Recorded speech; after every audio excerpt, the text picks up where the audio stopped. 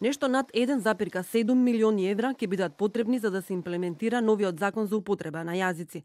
За функционирање на двете нови институции кои допрва треба да се формираат, Агенција за примена на јазикот и Инспекторат за употреба на јазиците, годинава ќе им бидат потребни 260.000 евра. Многу повеќе пари ќе им требаат на постоечките институции. За нив, оваа 2018 година со буџетот обезбедени се 1,46 милиони евра.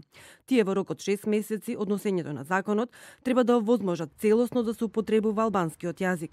Трошоците на нотарите и незвршителите, кои исто така се задолжени да го применуваат законот, не се пресметани во буџетот. Тие ќе плаќаат од свој джеп.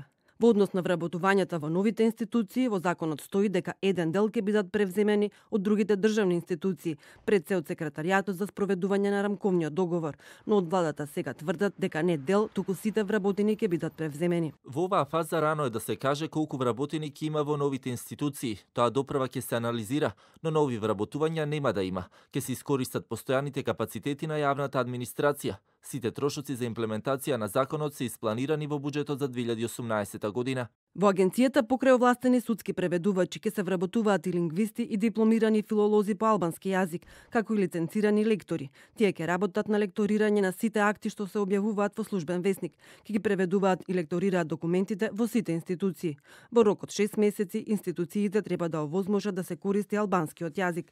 Новиот инспекторат за употреба на јазици ќе биде во состав на Министерството за правда, но ќе има својство на правно лице. За неговата работа ќе се пишува нов закон.